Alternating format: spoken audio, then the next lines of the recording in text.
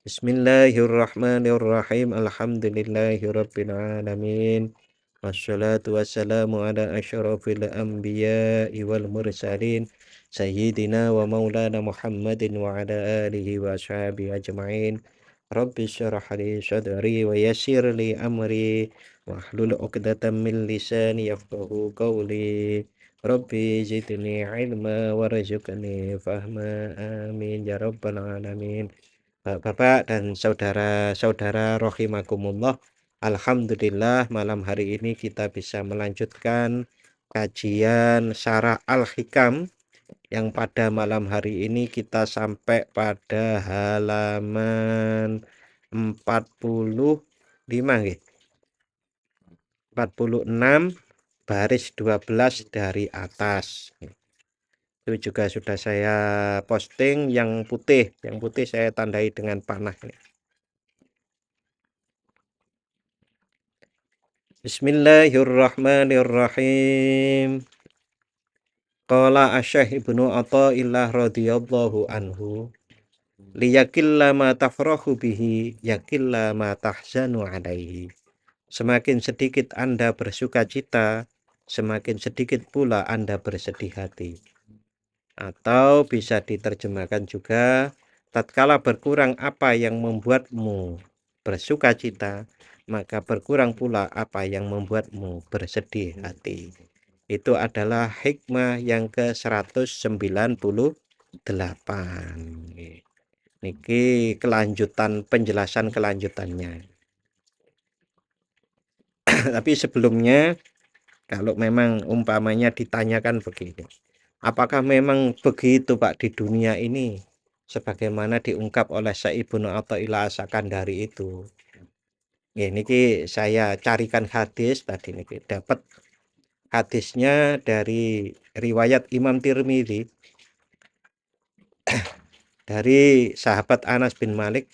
Beliau berkata, Rasulullah Shallallahu alaihi wasallam bersabda, "Man kanatil akhiratu hammahu, ja'alallahu ghinahu fi qalbihi." Barang siapa yang keinginannya hanya kehidupan akhirat, maka Allah akan memberi rasa cukup dalam hatinya. Wa jama'alahu syamlahu, dan Allah menyatukan urusannya yang bertaburan. Jadi urusannya itu dikumpulkan. Jadi simple gitu. Ya gitu, keurusan dunia itu rumit, Pak. Tapi kalau lillahi ta'ala napa-napa niku lillahi ta'ala nanti mudah. Termasuk mikirnya niku gampang. Mikirnya gampang niku pripun, Mas? Nggih ruwet-ruwet ini. Nggih ya Allah pun koyo ngeten wangel wis hasbunallah ni'mal wakil, ni'mal maula wa ni'man nasir. Nggih, saya lanjutkan dawuhipun Rasulullah sallallahu alaihi wasallam. Wa atathu dunya wa hiya raghimatun. Dan dunia datang kepadanya tanpa dia cari.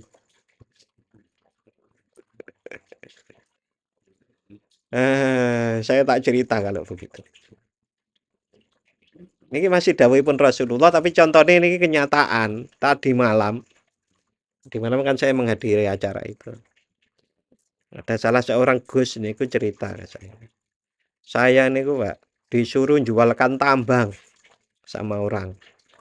Nah, apa hubungannya saya kok jualkan tambang gitu. Tapi pinginnya niku dia niku mempercayakan ke saya. Satu tambang, yang kedua marmer. Nah, jadi tambang marmer, Pak. Sama satu lagi tambang granit. Ya Allah.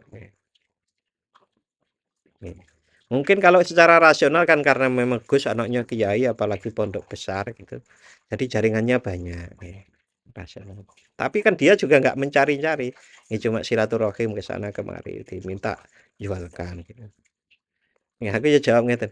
Nggih Gus, nek jenengan cerita ke saya niku kok umpamanya koncoku nggih niki ya. Niki gak duwe duit ya. Masa aku nawari wong gak duwe duit ku tuku tambang aku. Tapi barangkali nanti Pak Royo pengen tuku tambang. Termasuk tambang batu bara itu. Wa man kanatid dunya hammahu. Tetapi, ini tetapi tambahan saya. Barang siapa yang keinginannya hanya dunia saja. Ja'alallahu faqrahu baina ainaihi. Maka Allah akan jadikan kemiskinan selalu terbayang-bayang di antara kedua matanya. Wa farraqa alaihi syamlahu, dan mencerai-beraikan urusannya. Walam ya'tihi minad dunya illa ma qaddara lahu. Dan dunia tidak akan datang kepadanya kecuali sekedar apa yang ditentukan baginya atau tidak barokah. Hadis riwayat Imam Tirmidzi 2465.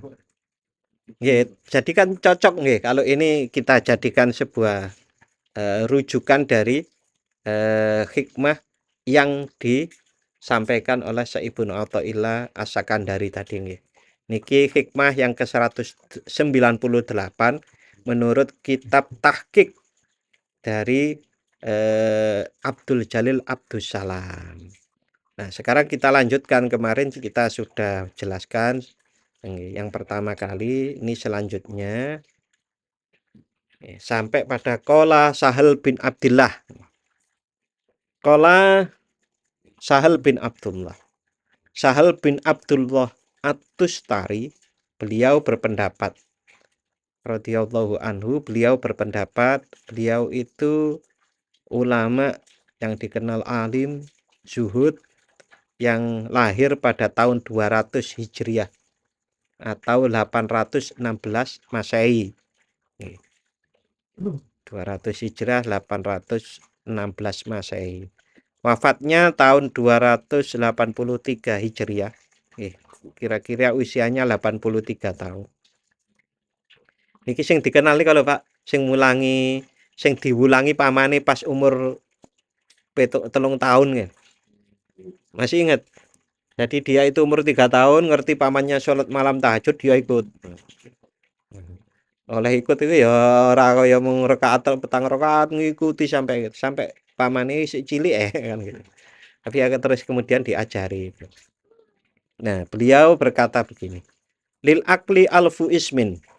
Akal itu memiliki 1000 nama. Walikulli ismin minha alfu ismin. Dan untuk setiap nama ada 1000 nama. Sewu pinten, Pak? 1 juta berarti ya. Wa awwalu kulli ismin, wa awwalu kulli ismin minha tarkut dunya. Dan yang pertama dari setiap nama tersebut adalah meninggalkan dunia. Jadi akal niku mempunyai kecerdasan. Saya niku bikinnya begini. Akal memiliki 1000 kecerdasan, dan setiap kecerdasan memiliki 1000 kecerdikan. Dan pemimpin dari setiap 1000 dikali 1000 itu adalah memanfaatkan dunia untuk akhirat. Moderate seperti itu. Memang sebetulnya ya meninggalkan dunia. Karena apa? Kalau kata orang Jawa kan mati sakdurunge urip niku meninggalkan dunia. Jadi keinginannya kan akhirat, berarti sudah di akhirat. Hampir sama seperti kita. Kalau kita itu terlalu fokus main game, maka diri kita sebetulnya kan masuk di dalam game. Kalau kita sangat ingat Jakarta, kita pernah ke sana, itu kita sebetulnya kan meninggalkan Jogja. Kita di Jakarta, lah kita sangat fokusnya. Oleh karenanya kalau seseorang itu sangat fokus pada akhirat, maka sebetulnya dia sudah meninggalkan dunia. Orang Jawa bilangnya mati sakjeroning urip. Tapi ya tetap urip. Ora mati beneran. Nah, jadi orang pintar itu adalah yang memanfaatkan dunia untuk kepentingan akhiratnya, atau juga bisa dikatakan meninggalkan dunia, atau kalau bahasa Jawa mati sakjeroning urip. Nah, mengapa kok seperti itu?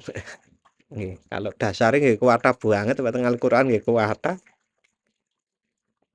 Salah satunya Quran surat Al-Baqarah ayat 185. A'udzu billahi minasyaitonir rajim. Bismillahirrahmanirrahim.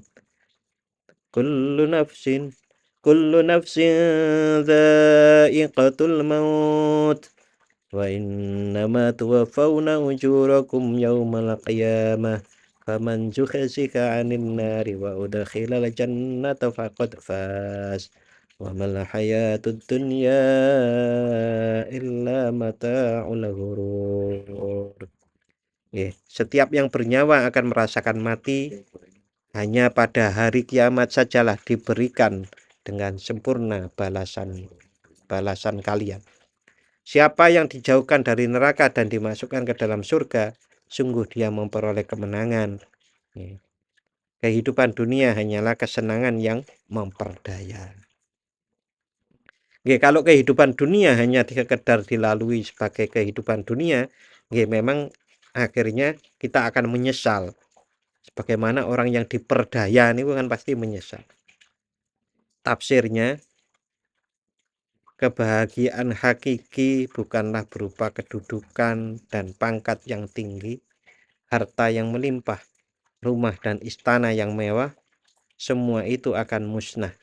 Karena itu, jangan jadikan seluruh perhatianmu pada kehidupan kini dan sekarang ini, karena kehidupan dunia hanyalah kesenangan yang memperdaya setiap orang yang hanya mementingkan kebahagiaan sementara.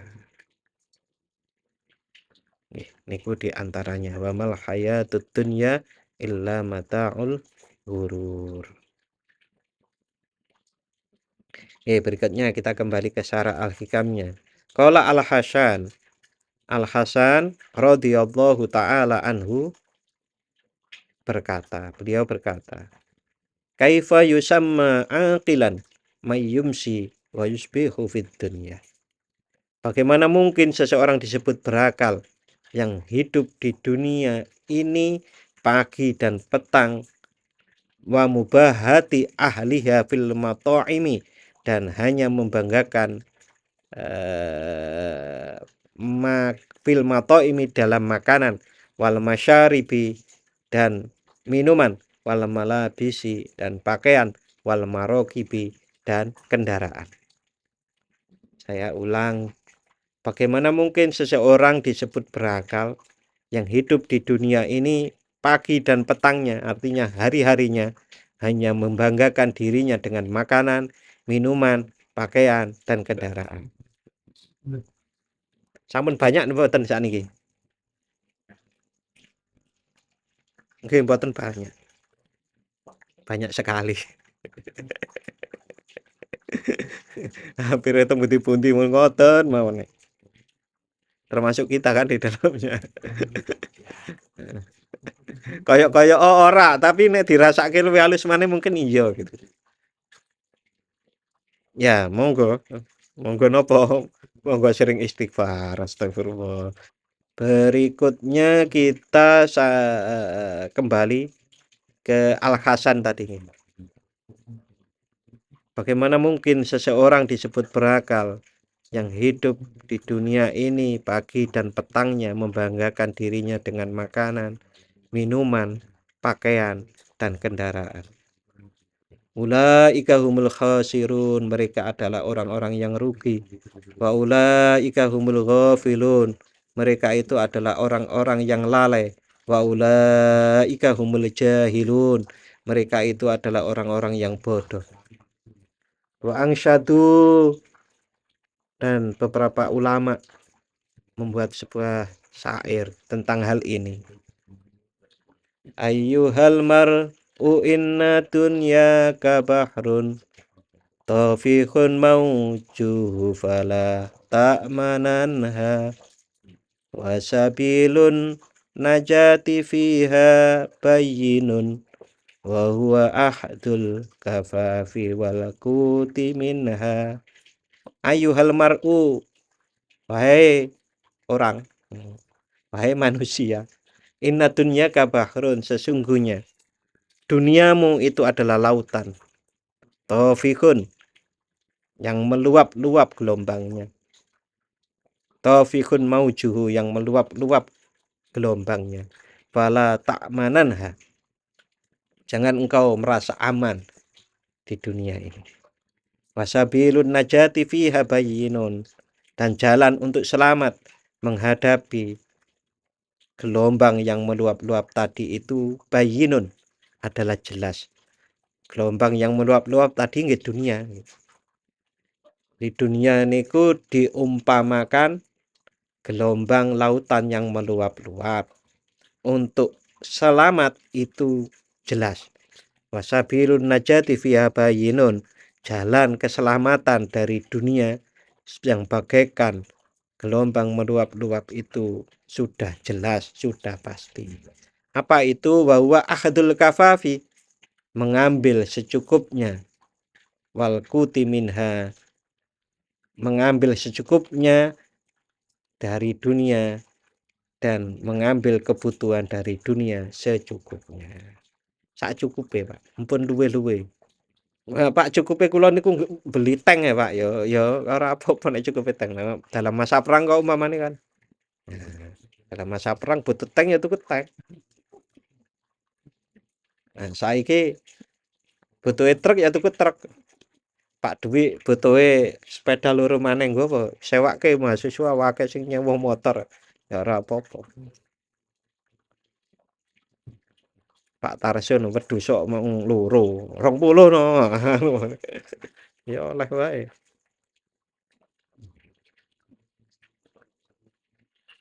Nah nek cukupe 20 kan. Bukan lebih loh ya. Sing gak oleh niku luwe-luwe. Niku bagus nggih syairnya nggih.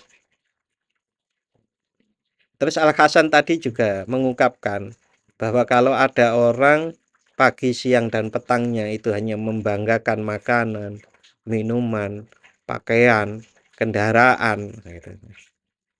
Ya, mereka itu tidak bisa disebut orang yang pinter, orang yang berakal. Mereka itu adalah ulaika humul khosirun. Terus saya cek, Pak, di Al-Qur'an ini. Banyak sekali ternyata ayat-ayat Al-Qur'an yang menjelaskan tentang orang-orang yang khosirun. Ulaika humul khosirun. Persis ngoten nggih Pak, di Al-Qur'an yang kata-katanya sama. Ulaika humul khosirun. Iku ada 8 ayat. Tapi yang maksudnya lebih dari itu. Yang maksudnya orang-orang yang rugi ini lebih. Nah, di antaranya itu ada di dalam Quran surat Al-Baqarah ayat 27. A'udzu billahi minasyaitonir rajim. Bismillahirrahmanirrahim. Alladzina yanquduna 'ahdallahi min ba'di mitsaqih wa yaqta'una ma amarallahu bihi an yusala wa yufsiduna fil ardh. Ulaika humul khasirun.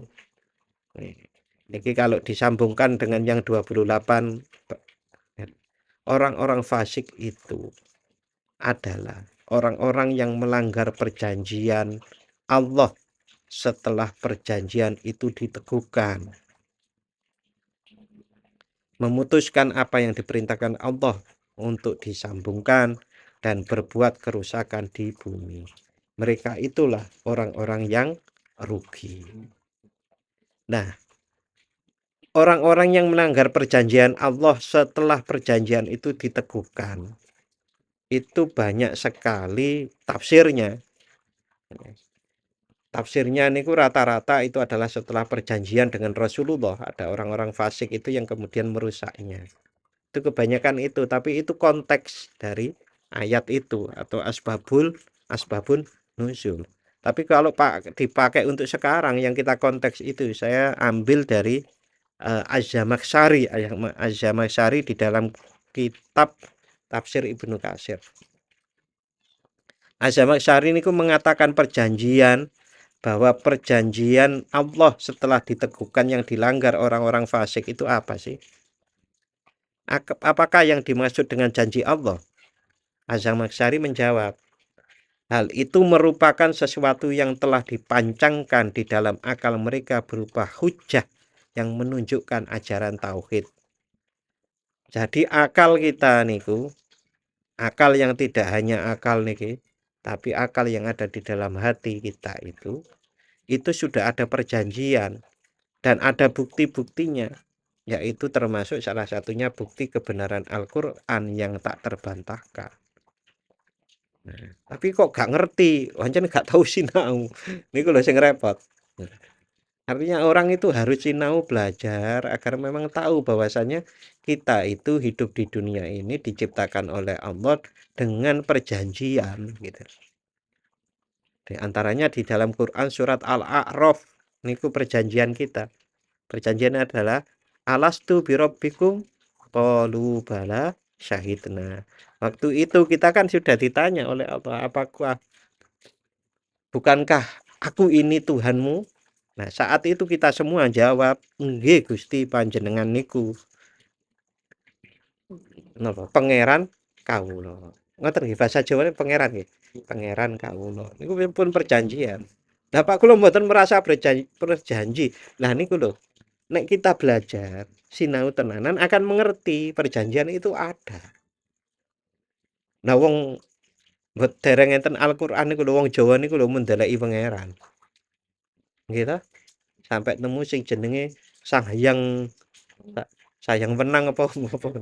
Pokoknya pangeran itu ya siji waktu itu orang Jawa dan saya yakin tidak hanya orang Jawa itu yang menemukan itu karena fitrah itu ada. Nah, orang-orang ini memutuskan perjanjian itu, melanggar perjanjian. Kalau perjanjiannya ada, nggih Gusti, panjenengan pangeran kula. Berarti saat kita niku mengalahkan hukum-hukum Allah gitu. Aturan Allah ya umpamanya sholat kok gak sholat niku kan berarti kita melanggar perjanjian itu. Ya walaupun tidak fatal lah, yang fatal ya namanya syirik niku kan. Itu ulaika humul khasirun yang pertama. Sekarang ulaika humul khasirun yang kedua. Di dalam Quran surat Al-Baqarah ayat 121. Angkanya menarik loh sebetulnya. Quran surat Al-Baqarah surat kepinten? 21 21. Oke, 121 ayatnya berarti 2121. A'udzubillahi minasyaitonir rajim. Alladzina atainahumul kitaba yatlunahu haqqa tilawatih. Ulaika yu'minuna bih. Wa may yakfur bihi fa ulaika humul khasirun. Orang-orang yang telah kami beri kitab suci, mereka membacanya sebagaimana mestinya. Itulah orang-orang yang beriman padanya. Siapa yang ingkar padanya, pada ayat-ayat itu, mereka lah orang-orang yang rugi. Jadi, kudu diwaca kitabe. Di dalam tafsir disebutkan, sesungguhnya orang-orang yang telah diberi pengetahuan sebelumnya, apabila Al-Quran dibacakan kepada mereka, mereka menyungkurkan wajahnya bersujud. Quran surat Al-Isra ayat 107. Berulang-ulang, ya, sebenarnya berulang-ulang Allah menyampaikan bahwasanya membaca itu wajib, memahami petunjuk Allah yang terdapat di dalam kitab Al-Quran itu wajib. Wajib loh Pak. Nah, ini kayak umpami ini. Allah berfirman, maka tidakkah mereka menghayati Al-Quran? Apakah mereka tidak menghayati Al-Quran? Itu tanda tanya. Dilokke Pak. Kowe ora ndalemi Al-Quran jane ngoten nek kasar. Sekiranya Al-Quran itu bukan dari Allah, pastilah mereka menemukan banyak hal yang bertentangan di dalamnya. Ini firman Allah di dalam Quran surat Muhammad ayat 24. Maka tidakkah mereka menghayati Al-Quran ataukah hati mereka sudah terkunci? Bisa diambil kesimpulan bahwasannya membaca Al-Quran dengan tidak memperhatikan maksud dan maknanya, menafsirkan dengan sekehendak hati adalah sama dengan cara membaca kitab orang-orang Yahudi. Dari ayat-ayat ini, membaca kitab-kitab Allah dengan bacaan yang sebenarnya adalah bacaan sebenarnya ini bukan cuma makhorijul huruf dan tajwidnya, Pak. Tapi dengan sebenarnya untuk memahaminya itu wajib dilakukan oleh manusia. Nggih. Dadi abot ya, Pak. Nah, pripun Pak carane wis ngaji ben dina diwaca Al-Qur'ane dipahami terjemahane wis penak to. Nek duwe tafsir apa maneh saiki tafsir iku ya sak nggon-nggon. Di HP kita jelas ada, ditulis saja Quran tafsir. Oh, wis metu akeh. Quran tafsir berapa ternyata apa surat napa ayat napa banyak sekali. Niku humul khosirun sing kepinten niku, kedua. Sakniki humul khosirun yang ketiga. May yahdillahu fahuwal muhtadi wa may yudlil faulaika humul khosirun. Siapa saja yang Allah beri petunjuk, dialah yang mendapat petunjuk, dan siapa saja yang Allah sesatkan, mereka lah orang-orang yang merugi. Niki tafsirnya ngeten atau satus niki. Wah, berarti kan niku pun Gusti Allah Pak yang menunjukkan dan yang menyesatkan. Tapi ngeten niki lho. Allah menjelaskan bahwa orang-orang yang mendapat hidayah dari Allah ialah orang-orang yang diberi bimbingan olehnya dalam mempergunakan akal pikirannya, mempergunakan indranya dan tenaganya sesuai dengan fitrahnya dan tuntunan agama. Dia syukuri nikmat Allah, dia tunaikan kewajiban-kewajiban agama. Maka berbahagialah orang seperti itu di dunia dan di akhirat. Orang-orang yang merugi di dunia dan di akhirat adalah yang jauh dari pedoman yang ditetapkan oleh Allah dalam mempergunakan akal pikirannya. Jadi akal pikirannya itu liar, tidak berpedoman pada Al-Quran. Mempergunakan akal pikirannya liar, indranya liar, tenaganya liar.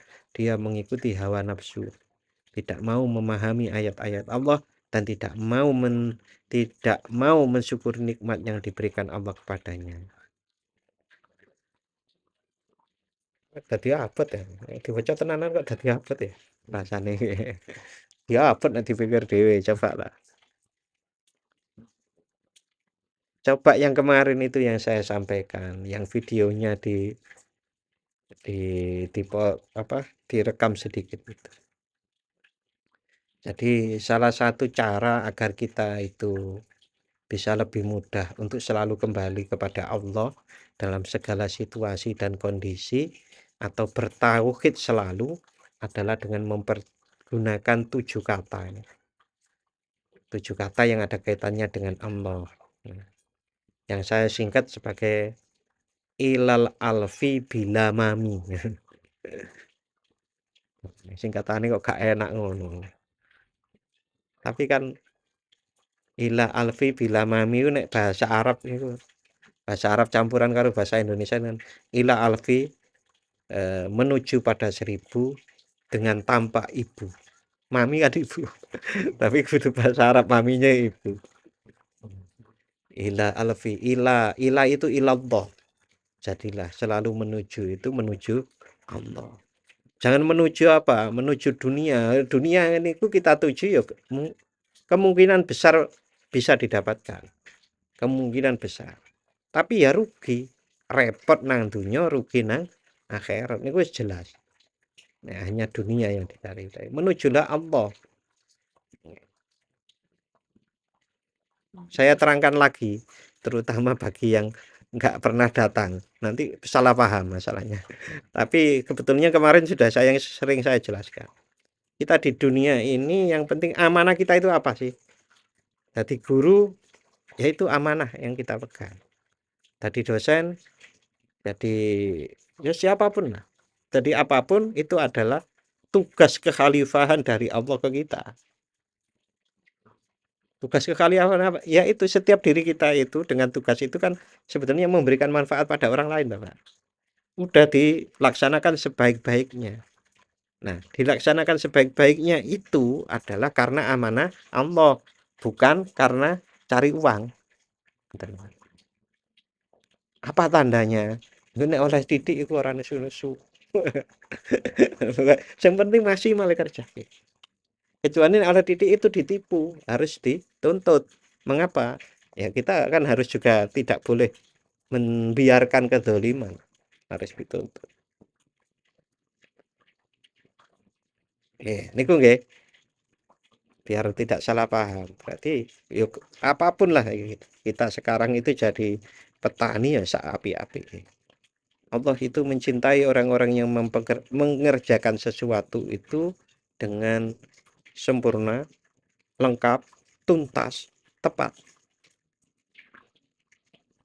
Jadi orang yang bekerja seperti itu dicintai Allah.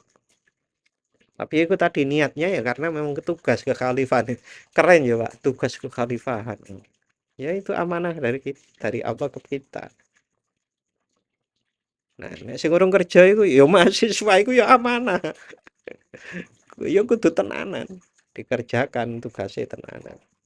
Malah Pak sampean ya urung rampung-rampung ya aku ya berusaha menyelesaikan.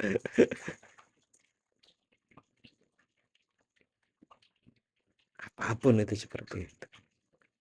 Oke, kemudian ila alfi. Jadi yang alfi, al itu alallah. Maksudnya al itu alallah itu seperti bismillahi tawakkaltu alallah. Saya bertawakal kepada Allah. Bahasanya kan alallah sama dengan fi itu apa? Di dalam agama Allah. Dalam agama Allah itu ya sesuai dengan syariat aturan-aturan Allah.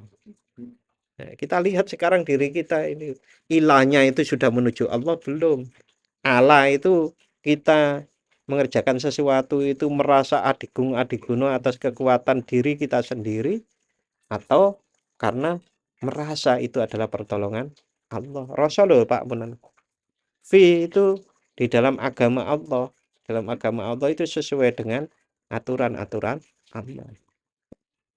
Ila alfi. Bila bi itu billah.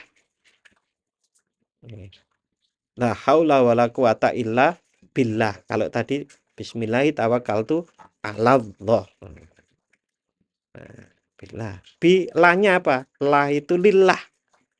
Lillah nggih seperti kita niku. Niat ingsun poso Ramadan lillahi ta'ala. Gini Mas. Lillahi ta'ala karena Allah, karena perintah. Illa alfi bila mami atau bila mima. Terserah. Ma atau mima kalau mima itu mi yang pertama itu minallah. Minallah itu ya kita itu segala sesuatu termasuk keterciptaan kita, wujudnya kita itu adalah minallah dari Allah. Ma yang terakhir, ma itu ma'allah. Ma'allah itu beserta Allah. Nah, kalau seseorang itu sudah beserta Allah, itu biasanya orang itu sudah tidak punya rasa susah, gelisah. Engkau Gusti Allah kok. Sebagaimana kisah hijrahnya Rasulullah sama sahabat Abu Bakar As-Siddiq dalam Gua Sur, kan la tahzan innallaha ma'ana. Nggih nuwun sewu nek orang-orang seperti itu nggih. Saya nyebutnya orang-orang seperti ini ku karena memang seperti saya ya si ado banget ya. Orang-orang seperti itu pripun, Mbak? Wani mati ya gitu. Wani mati untuk menjalankan kewajibannya sebagai hamba Allah nih wani mati. Apa bentuk ya wani mati ini? Ya dia itu akan teguh, tidak maunya, tidak zaman sekarang ya, ya tidak korupsi walaupun diancam. Kan kadang-kadang orang tidak korupsi itu kan diancam, Pak. Nyapa? Ganggu sing korupsi dia nih. Gitu. Wani mati ya, enggak berani untuk menegakkan kebenaran itu berani. Apa konsekuensinya? Paling mati kan. Kalau saya mati jalan Allah, nah gitu loh, Pak. Omongane wong ngene wis ngono. Mut syahidan. Ish kariman au mut syahidan. Ya, luar biasa. Niku yang ketiga. Yang keempat ada di dalam Quran surat Al-Anfal ayat 37. Liyamizallahul khabisa minat thayyibi wa yaj'alal khabisa ba'dahu 'ala ba'din fayarkumahu jami'an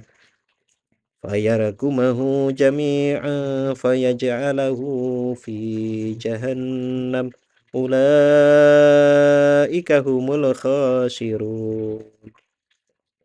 Agar Allah memisahkan golongan yang buruk dan yang baik dan menjadikan golongan yang buruk itu sebagiannya di atas sebagian yang lain, lalu dia menumpukkan semuanya, kemudian dia menjadikannya ke dalam neraka jahanam. Mereka itu adalah orang-orang yang rugi. Nih, tafsirnya golongan orang-orang yang jelek. Kalau golongan yang baik itu adalah mereka-mereka yang berjuang dengan tenaga, pikiran, harta, benda untuk kepentingan agama. Orang yang baik itu adalah mereka yang berjuang dengan tenaganya, pikirannya, dan harta benda untuk kepentingan agama. Kepentingan agama itu tidak harus orang lain loh, Pak. Kepentingan agama itu termasuk diri kita sendiri. Nggih, umpamanya yang cetha niku. Kita itu kan harus umpamanya niki sing paling rendah nggih. Tidak harus mencuri, maka harus kerja. Kan ngoten. Kerja niku nanti dapat uang. Uang itu kan untuk menghidupi diri sendiri itu dulu. Mandiri. Nah, ini golongan-golongan orang yang baik. Sedangkan golongan kedua yang jelek itu adalah mereka yang bergelimang dalam kemusyrikan dan menghalang-halangi agama Islam serta melanggar hukum-hukum Allah dan mengobarkan permusuhan dan kekejaman. Saya ulang. Golongan yang jelek itu adalah golongan yang buruk. Mereka yang bergelimang dalam kemusyrikan, menghalang-halangi agama Islam serta melanggar hukum-hukum Allah dan mengobarkan permusuhan dan kekejaman. Jadi mereka-mereka itu yang rugi, tentu orang yang jelek itu tadi, yang buruk. Yang kelima, ulaika humul khasirun itu dalam Quran surat At-Taubah ayat 69 yang artinya kamu orang-orang munafik seperti orang-orang sebelummu. Orang-orang munafik itu seperti orang sebelummu itu kisah umat terdahulu. Mereka itu lebih kuat daripada kamu dan lebih banyak harta dan anak-anaknya. Kulo niku mikir, Pak, waktu baca ini. Apa iya sih wong biyen iku lebih kuat daripada kita? Jawabannya belum ketemu. Tapi nek ndelok dhisik iku ana raksasa barang ngono ya mungkin lebih kuat itu. Tapi kalau anak-anak lebih banyak harta itu gampang, Mak. Lebih banyak harta dan anak-anak. Saiki bapak mbah kita itu loh dengan kita. Bondone akeh ndi, Pak? Wong dhisik iku tanahnya ombo-ombo lho. Kita semakin lama kan tanahnya menyempit. Itu kan hartanya. Anak-anaknya juga loh. Itu hanya yang sekarang, yang dulu-dulu. Nah, lebih luar biasa lagi.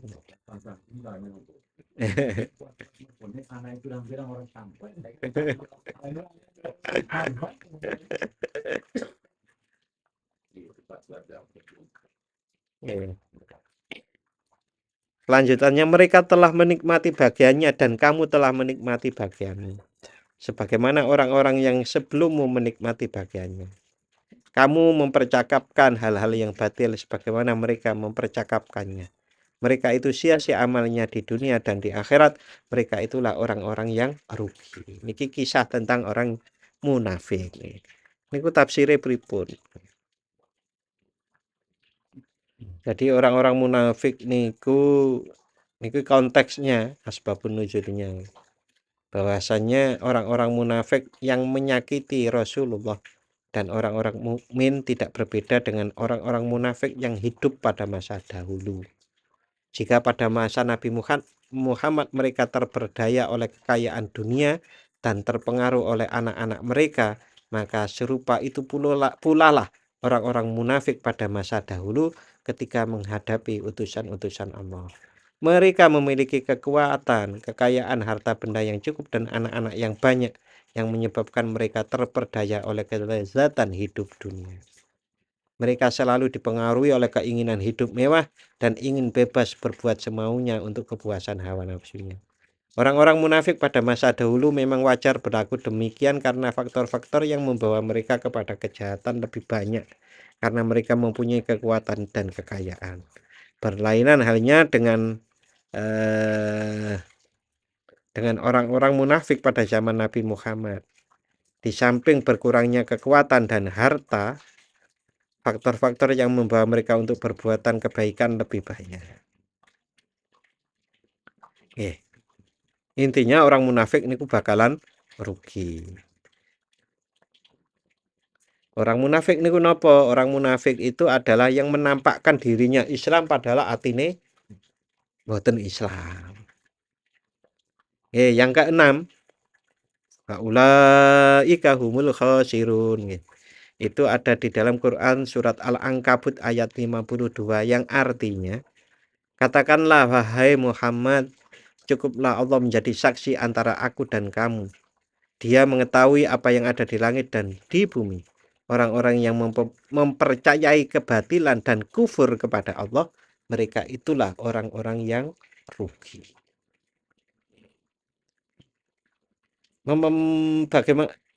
Bagaimana bentuk orang mempercayai kebatilan? Kudu sinau. Kadang-kadang nek gak sinau, kebatilan dianggap kebenaran. Iku sing agak susah. Nek kufur niku kan ya gampang, wong kae kafir nang Gusti Allah ketok gampang. Tapi kebatilan dan kebenaran itu nggih kudu sinau. Napa maneh sakniki banyak napa medsos niku lho maksud saya kan berseliweran segala hal niku kok ketok apik ya, aja-aja iku bener. Bener paling ya. Tapi ternyata batil. Bisa jadi seperti itu loh. Maka harus hati-hati. Ayat yang ketujuh. Ulaika humul khasirun ada di Quran surat Az-Zumar 63. Miliknya lah kunci-kunci perbendaraan langit dan bumi. Orang-orang yang kufur terhadap ayat-ayat Allah, mereka itulah orang-orang yang rugi. Nah, di sini konteksnya adalah orang-orang yang kufur terhadap ayat-ayat Allah. Kufur niku nggih, nek sing rada enteng niku wong sing mengingkari kebenaran Al-Qur'an. Iku kufur. Sing niku sing rada enteng, mengingkari. Berikutnya yang ke-8 itu ada di dalam Quran surat Al-Munafikun. Yang artinya, wahai orang-orang yang beriman, janganlah harta bendamu dan anak-anakmu membuatmu lalai dari mengingat Allah. Siapa yang berbuat demikian, mereka itulah orang-orang yang merugi. Ini tafsirnya nih ngeten nih. Allah mengingatkan bahwa kesibukan mengurus harta benda dan memperhatikan persoalan anak-anak jangan membuat manusia lali dari kewajiban kepada Allah atau bahkan tidak menunaikannya. Hendaknya perhatian mereka terhadap dunia dan akhirat itu seimbang, sebagaimana tertuang dalam sebuah riwayat. Beramallah amalan duniawi seperti amalan seseorang yang mengira bahwa ia tidak akan meninggal selama-lamanya, namun waspadalah seperti kewaspadaan seseorang yang akan meninggal besok. Itu hadis riwayat Imam Al-Baihaqi. Dalam hadis lain, Nabi bersabda, bukanlah orang yang terbaik di antara kamu adalah seseorang yang meninggalkan kepentingan dunianya karena akhirat, dan sebaliknya meninggalkan kepentingan akhiratnya karena urusan dunianya, sehingga ia mendapatkan bagian keduanya sekaligus. Ini dikarenakan kehidupan dunia merupakan wasilah yang menyampaikan ke kehidupan akhirat, dan janganlah kamu menjadi beban terhadap orang lain. Hadis riwayat Ibnu Asakir dari Anas bin Malik. Jadi di sini disebutkan dunia itu adalah wasilah menuju akhirat. Jadi ya di dunia ini juga harus baik, tapi baiknya itu bukan tujuan untuk kebaikan dunia, tapi untuk kebaikan akhirat. Karena nggih nyoto toh Pak, nyoto niku pripun? Nggih, umpamanya kalau seseorang itu nggak punya uang, niku arep buat rumah nggih susah. Gitu. Orang niku kalau nggak punya uang, nggih, ya harus dicari, tapi itu karena perintah Allah. Perintah Allah itu apa? Nggih, buat rumah niku punya rumah atau kontrak rumah lah kalau nggak punya atau dan seterusnya ya mosok melu mertua terus.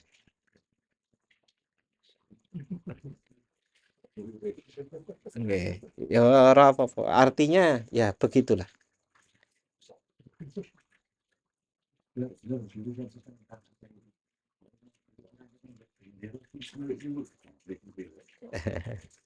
Nggih, niku di antara hal-hal ya.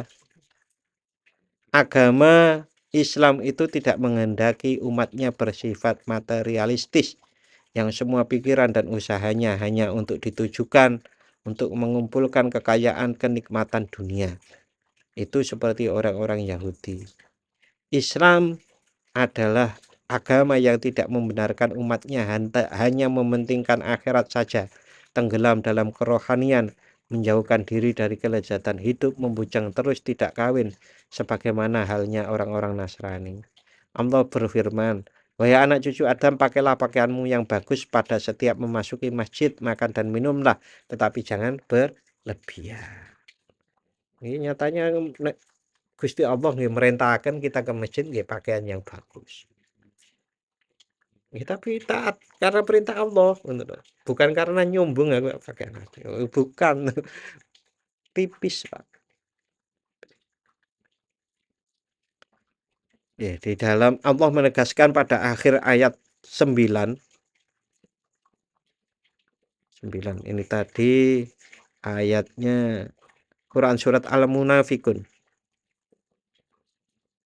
Di ayat akhir 9 ini Allah menegaskan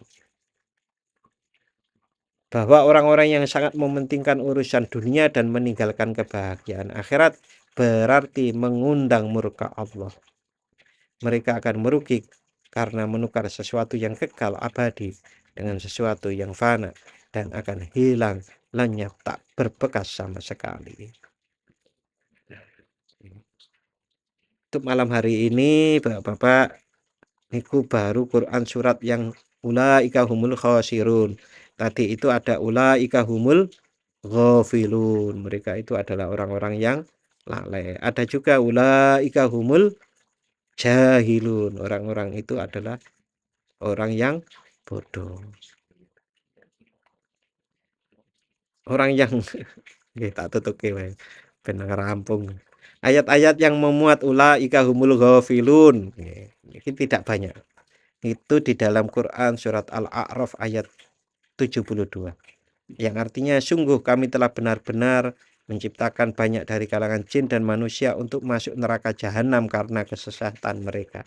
Mereka memiliki hati yang tidak mereka pergunakan untuk memahami ayat-ayat Allah dan memiliki mata yang tidak mereka pergunakan untuk melihat ayat-ayat Allah serta memiliki telinga yang tidak mereka pergunakan untuk mendengar ayat-ayat Allah. Mereka itu seperti hewan ternak, bahkan lebih sesat lagi. Mereka itu lah orang-orang yang ghafilun, orang yang jadi gampang nih diri kita itu ya kudu ada waktu kalau perlu ya bukan ada waktu ya memang harus kan waktu belajar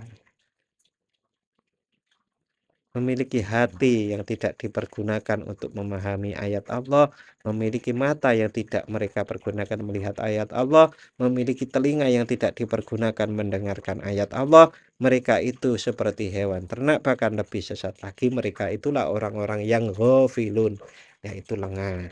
Oke. Berikutnya orang-orang yang jahil. Satu saja. Contohnya di dalam Quran surat Az-Zumar 64. Yang artinya katakanlah Muhammad, apakah kamu menyuruhku untuk menyembah selain Allah? Wahai orang-orang yang bodoh. Niku kisahnya orang-orang kafir niku kan nawari Rasulullah.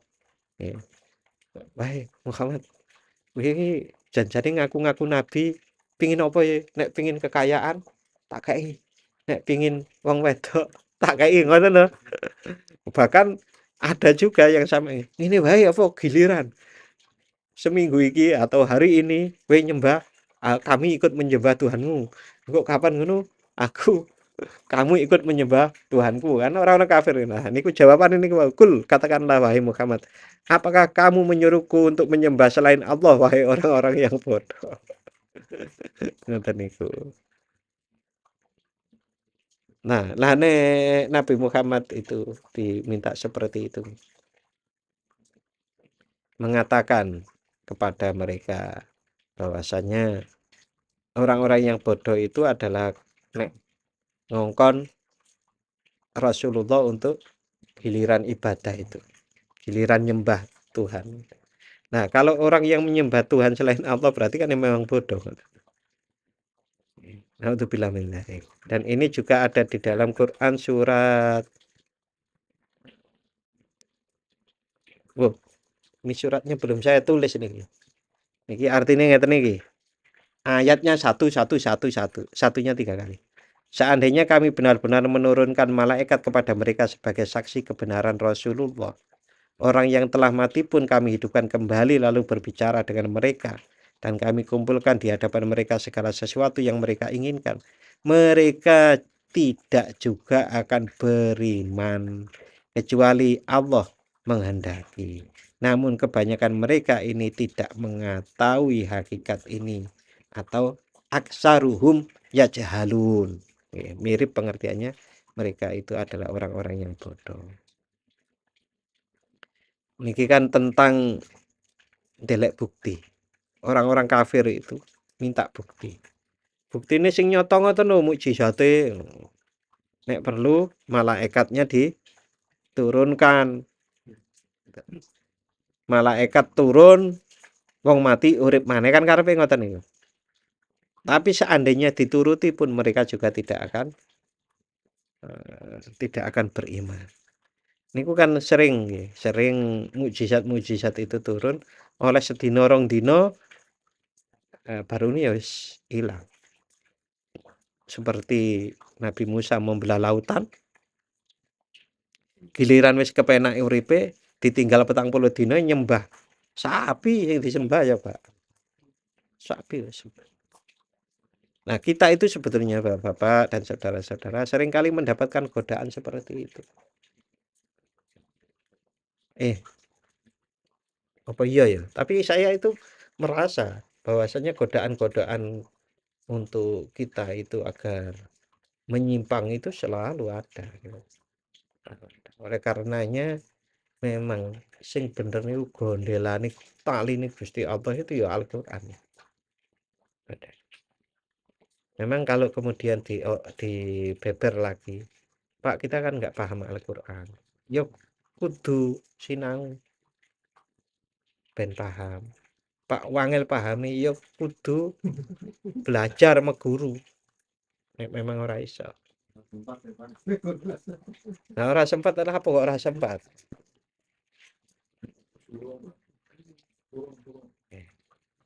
Intinya itu nggih Bapak dan untuk minggu depan tadi itu kan dawuhipun Sahal At-Tustari. Insyaallah minggu depan qala Abu Ali As-Saqafi radhiyallahu an. Nggih, niku kelanjutannya nggih. Berarti hari ini cuma berapa baris nih? Insyaallah kita lanjut minggu depan.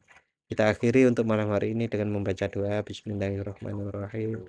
Allahumma inni astaghfiruka ma 'allamtanihi faratuhu ilayya inda hajati ilaihi wa la tunsinihi ya rabbal alamin. Matur nuwun dan mohon maaf apabila ada khilaf. Wassalamualaikum warahmatullahi wabarakatuh.